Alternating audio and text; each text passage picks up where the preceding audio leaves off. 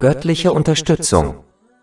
Der heilige Prophet Muhammad, Friede und Segen seien auf ihm, wies in einem Hadith in Jami at-Tirmidhi Nummer 2516 darauf hin, dass, wenn ein Muslim Allah, den Erhabenen, beschützt, er ihn im Gegenzug beschützen wird. Das bedeutet, dass man von Allah, dem Erhabenen, beschützt wird, wenn man die Grenzen und Gebote Allahs, des Erhabenen, beachtet. Dies kann man ganz einfach erreichen, indem man die Gebote Allahs, des Erhabenen, befolgt, seine Verbote ignoriert und dem Schicksal mit Geduld entgegentritt. Kapitel 9 at-Tawba, Vers 112. Und diejenigen, die die Grenzen Allahs beachten. Und verkünde den Gläubigen die frohe Botschaft. Es gibt viele Aspekte, die die Erfüllung der Pflicht gegenüber Allah, dem Erhabenen, betreffen. Eine der größten Pflichten, die es zu erfüllen gilt, sind die Pakte und Versprechen, die man mit Allah, dem Erhabenen, und den Menschen geschlossen hat. Der größte Pakt, den die gesamte Menschheit mit Allah, dem Erhabenen, geschlossen hat, war, ihn als ihren Herrn anzunehmen. Kapitel 7 Al-A'raf, Vers 172. Und als dein Herr aus den Kindern Adams aus ihren Lenden ihre Nachkommen nahm und sie über sich selbst zeugen ließ, bin ich nicht euer Herr? Sagten sie, doch wir haben es bezeugt. Das bedeutet, dass man Allah, dem Erhabenen, und denen, die zu seinem Gehorsam führen, gehorchen muss. Wenn man jedoch jemandem gehorcht, was zum Ungehorsam gegenüber Allah, dem Erhabenen, führt, dann hat man sein Versprechen gebrochen und einen anderen zu seinem Herrn genommen. Kapitel 45 Al-Jathiyah, Vers 23. Hast du den gesehen, der seine eigene Begierde zu seinem Gott gemacht hat? Ein weiteres Beispiel ist die Einhaltung des Pflichtgebets. Dies wird im heiligen Koran und in den Hadithen des heiligen Propheten Muhammad, Friede und Segen seien auf ihm, wiederholt erwähnt. Diese Pflicht ist so wichtig, dass ein Hadith in Sunan Abu Dawud Nummer 425 darauf hinweist, dass jedem, der diese Pflicht richtig erfüllt, Vergebung versprochen wird. Wer jedoch seine Pflichtgebete nicht einhält, hat keine Garantie auf Vergebung. Auf die Einhaltung der obligatorischen Gebete wird in einem weiteren Hadith hingewiesen, der in Sunan Ibn Majah Nummer 277 zu finden ist. Der heilige Prophet Muhammad, Friede und Segen seien auf ihm, hat darauf hingewiesen, dass nur ein wahrer Gläubiger auf seine Waschung achtet, die der Schlüssel zum Gebet ist. Ein Aspekt der Wahrung der Grenzen Allahs, des Erhabenen, wird in einem anderen Hadith erörtert, der in Jami at-Tirmidhi Nummer 2458 zu finden ist. Der heilige Prophet Muhammad, Friede und Segen seien auf ihm, hat Muslimen geraten, ihren Kopf und Magen zu schützen. Dies beinhaltet, dass man seine Augen, Ohren, Zunge und Gedanken im Gehorsam gegenüber Allah, dem Erhabenen, nutzt. Den Magen zu schützen bedeutet, auf die Aneignung und Verwendung unerlaubten Reichtums und unerlaubter Nahrung zu verzichten. Die Wahrung der Zunge und der eigenen leidenschaftlichen Begierde wurde an vielen verschiedenen Stellen geboten. Ein Hadith in Sahih Bukhari Nummer 6474 rät beispielsweise, dass demjenigen, der diese beiden Dinge schützt, das Paradies garantiert ist. Ein grundlegendes islamisches Prinzip lehrt Muslime, dass sie von Allah, dem Erhabenen, so behandelt werden, wie sie handeln. Der heilige Koran rät Muslimen beispielsweise, dass jeder, der den Islam unterstützt, von Allah, dem Erhabenen, unterstützt wird. Kapitel 47 Mohammed, Vers 7.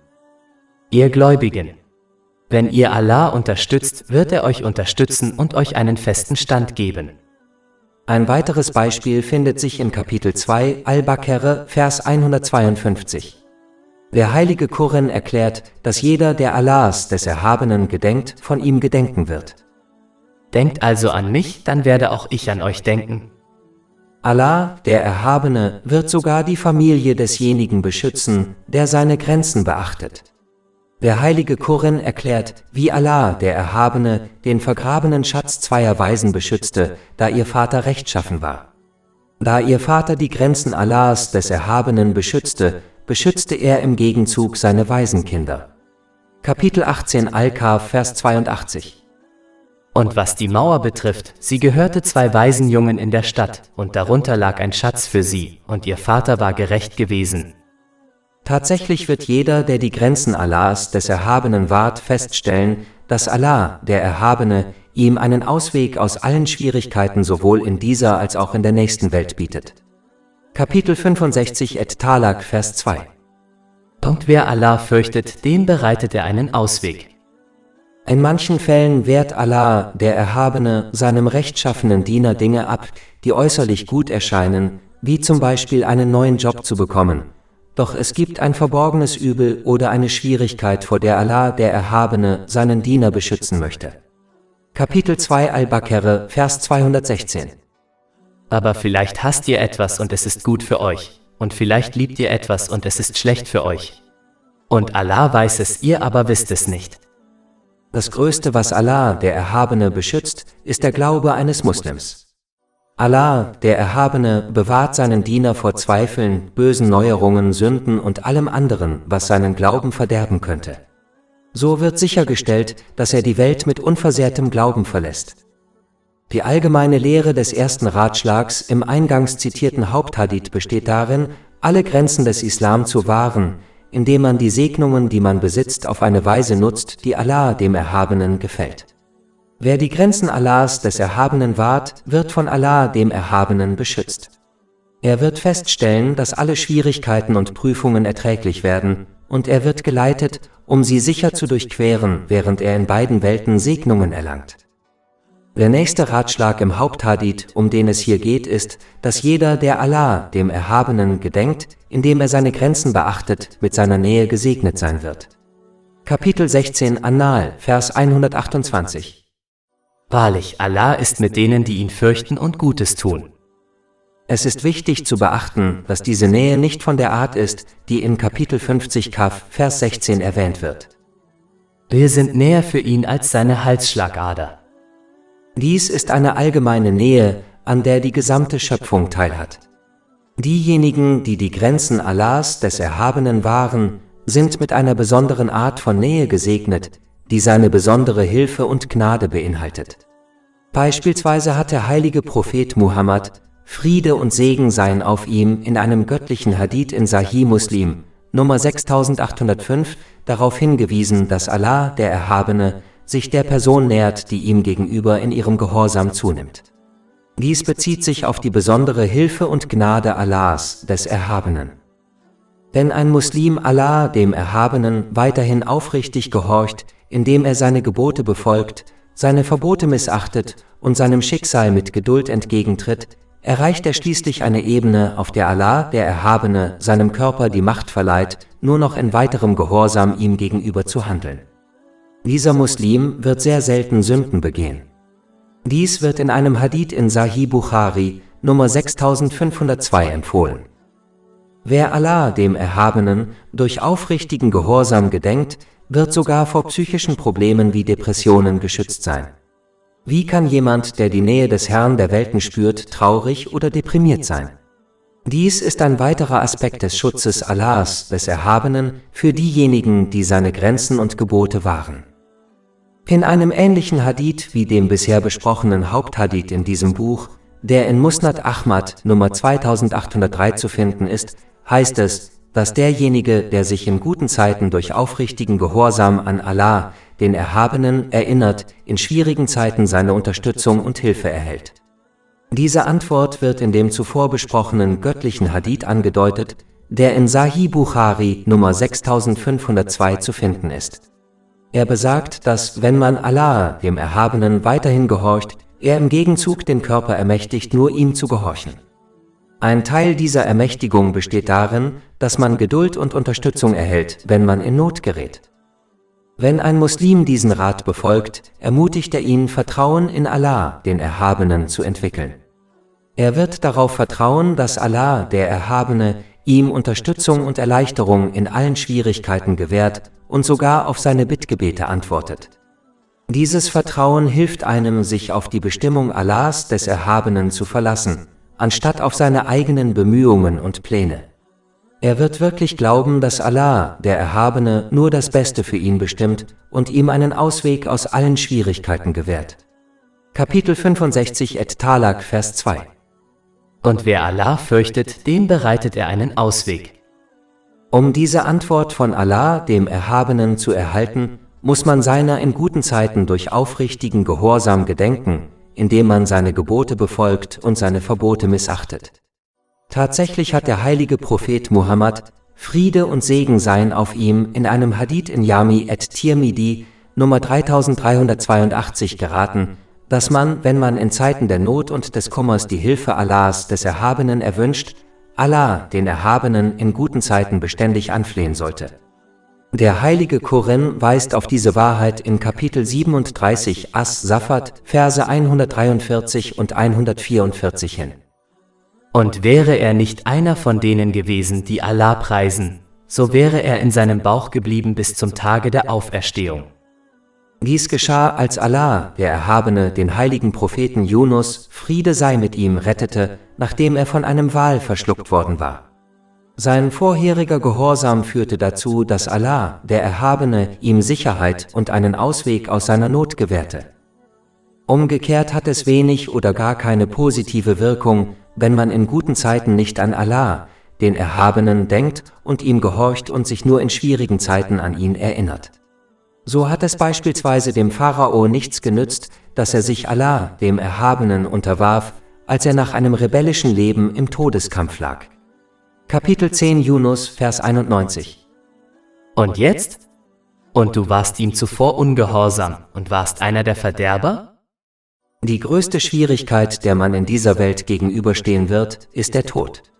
Daher ist zu hoffen, dass derjenige, der sich in guten Zeiten an Allah, den Erhabenen, erinnert und ihm aufrichtig gehorcht, zum Zeitpunkt seines Todes von ihm gerettet wird, sodass er diese Welt mit seinem Glauben verlässt. Kapitel 14 Ibrahim, Vers 27. Allah stärkt die Gläubigen mit seinem festen Wort im weltlichen Leben und im Jenseits. Ein Muslim sollte daher in die Fußstapfen der heiligen Propheten, Friede sei mit ihnen, treten, indem er in guten Zeiten an Allah, den Erhabenen, denkt und ihm aufrichtig gehorcht, damit er ihn in schwierigen Zeiten rettet. Das nächste, was im Haupthadith erwähnt wird, ist das Bitten an Allah, den Erhabenen. Es ist wichtig, Allah, den Erhabenen, anzuflehen, da er es liebt, gebeten zu werden. Dies wird in einem Hadith empfohlen, der in Jami at-Tirmidhi, Nummer 3571 zu finden ist. Leider haben die meisten Menschen die Angewohnheit angenommen, andere Menschen um unnötige Dinge zu bitten, obwohl Menschen es im Allgemeinen nicht mögen, gebeten zu werden. Es gibt keine Barrieren zwischen einer Person und Allah, dem Erhabenen, also können und sollten sie ihn bitten. Man kann jedoch leicht beobachten, wie schnell Menschen Barrieren errichten und Ausreden finden, wenn sie um etwas gebeten werden. Es ist wichtig, Allah, den Erhabenen, um etwas zu bitten, da Himmel und Erde allein unter seiner Kontrolle stehen. Jeder Segen im Universum wurde von niemand anderem als ihm erschaffen und gegeben. Tatsächlich kommt alles, was man von anderen erhält, in Wirklichkeit von ihm. Seine Schatzkammer ist voll und verliert nie auch nur ein Atom an Wert, obwohl er Himmel und Erde und alles, was dazwischen liegt, seit unzähligen Jahrhunderten erhält. Dies wird in einem Hadith in Sahih Muslim, Nummer 6572, angedeutet.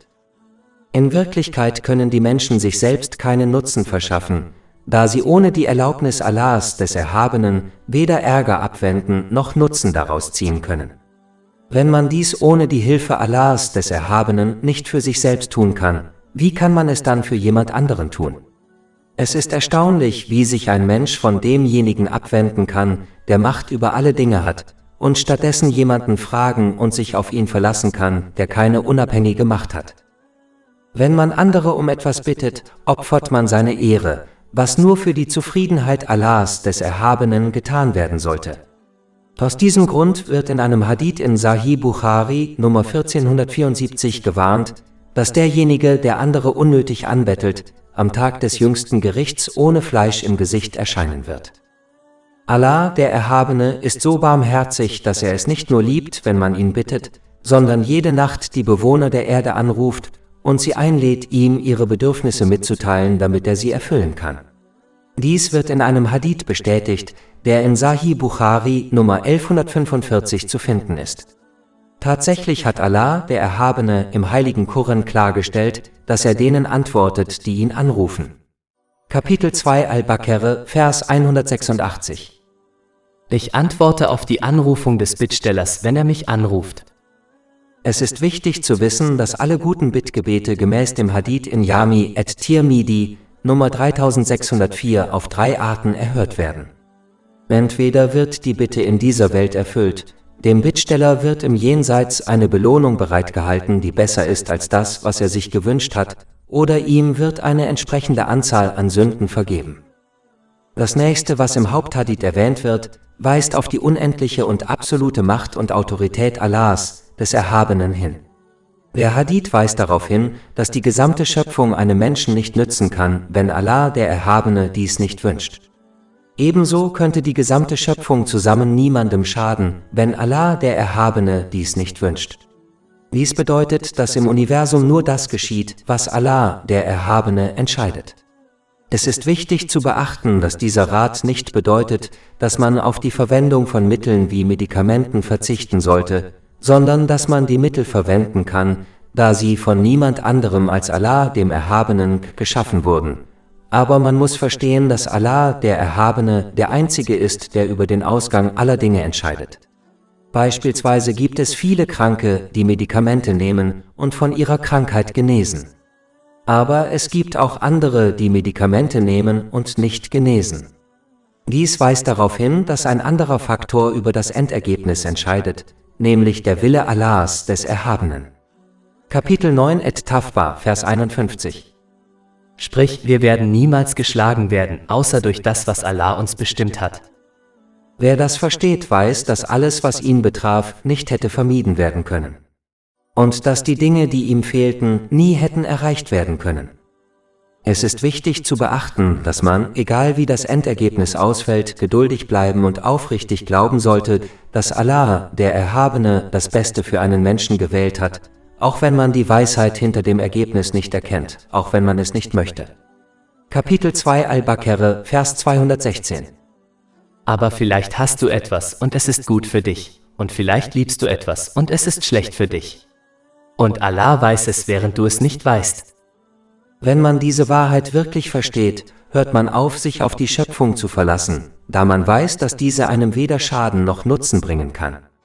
Stattdessen wendet man sich Allah, dem Erhabenen, zu und sucht seine Unterstützung und seinen Schutz durch aufrichtigen Gehorsam, indem man seine Gebote befolgt, seine Verbote ignoriert und seinem Schicksal mit Geduld entgegentritt. Dies führt einen Muslim dazu, auf Allah, den Erhabenen, zu vertrauen.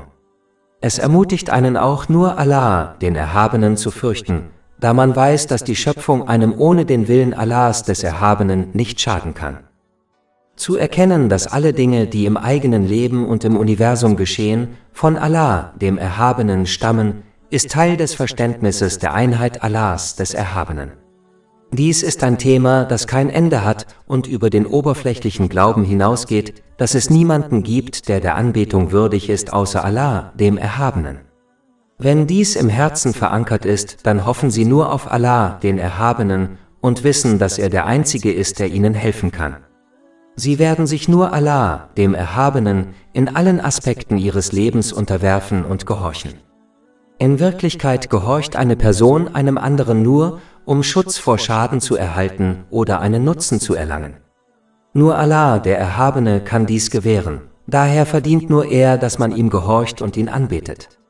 Wenn jemand den Gehorsam eines anderen dem Gehorsam Allahs, des Erhabenen, vorzieht, zeigt dies, dass er glaubt, dass dieser andere ihm irgendeinen Nutzen bringen oder ihn vor Schaden schützen kann.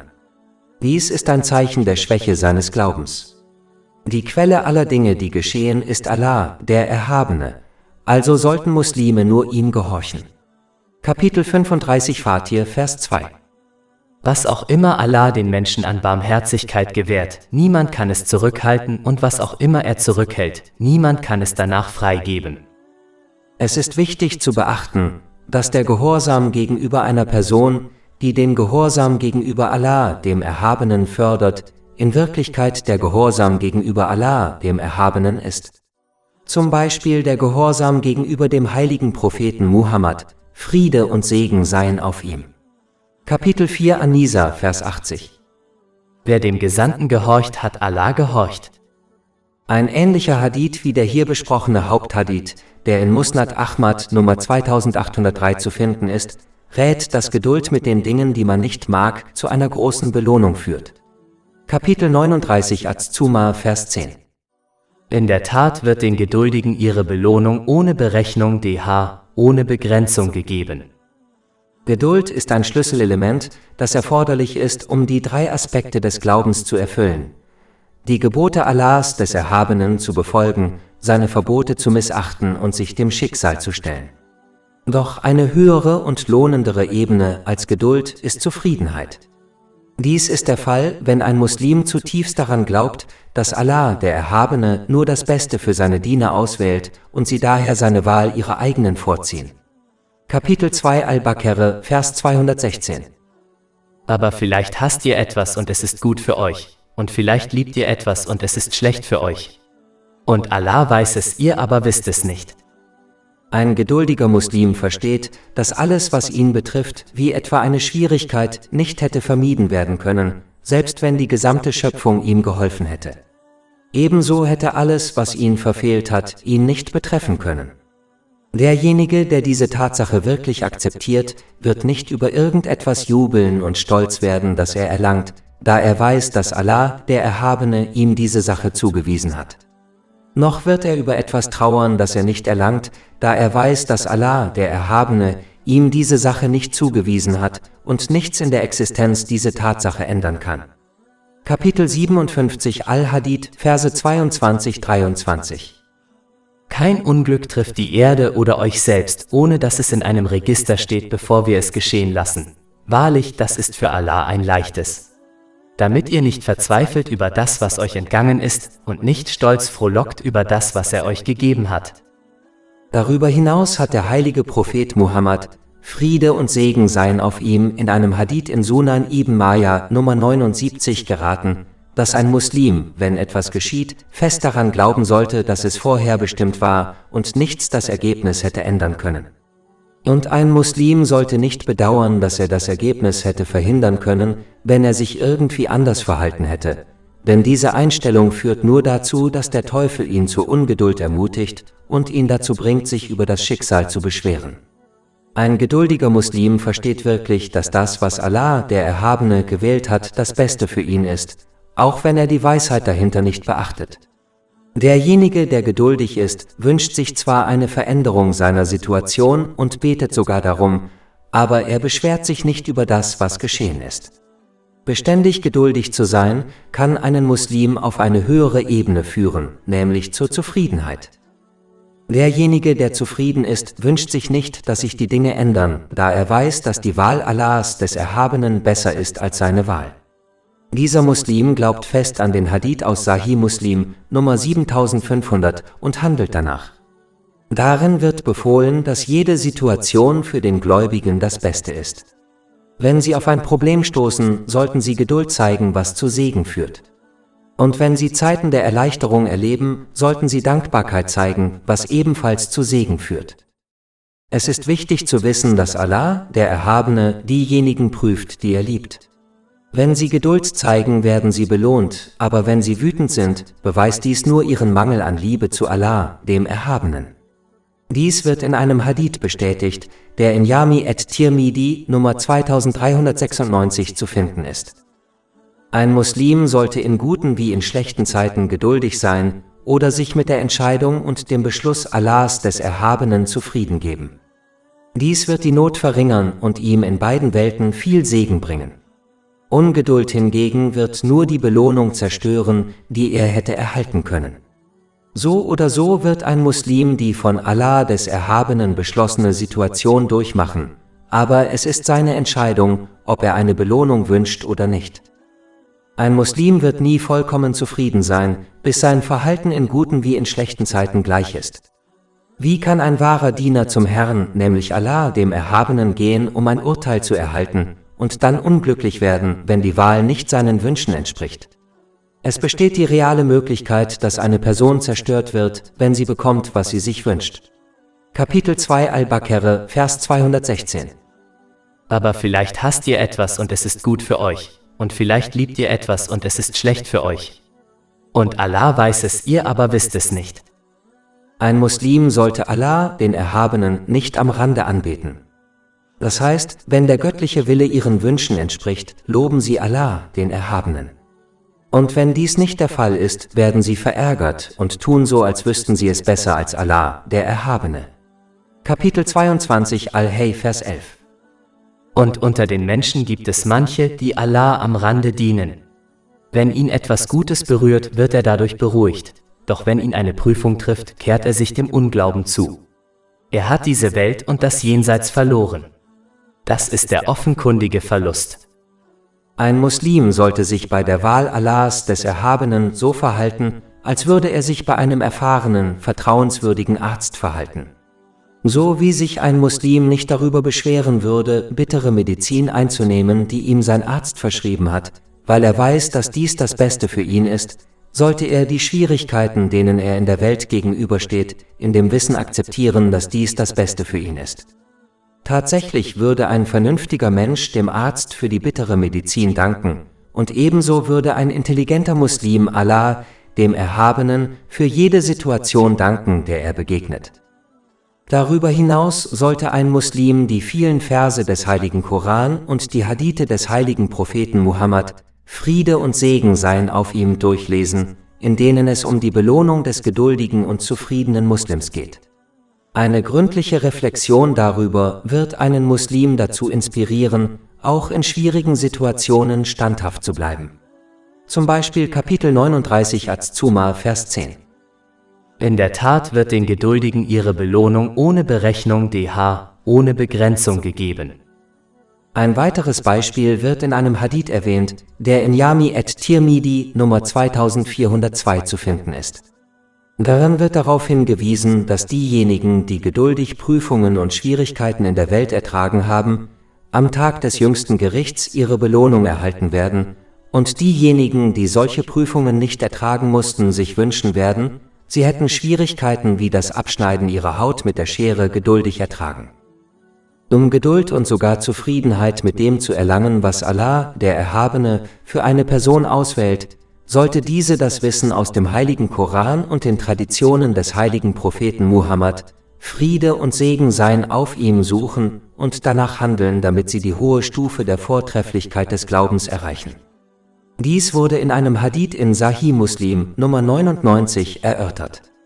Vortrefflichkeit im Glauben liegt vor, wenn ein Muslim Taten wie das Gebet verrichtet, als ob er Allah, den Erhabenen, bezeugen könnte.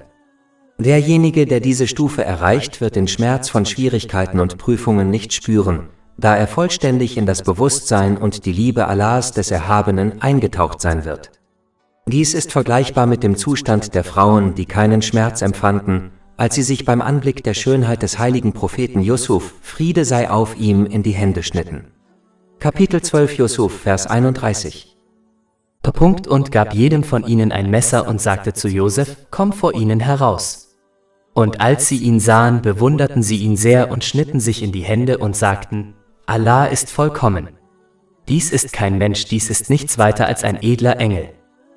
Wenn ein Muslim diese hohe Glaubensebene nicht erreichen kann, sollte er zumindest versuchen, die niedrigere Ebene zu erreichen, die im zuvor zitierten Hadith erwähnt wird.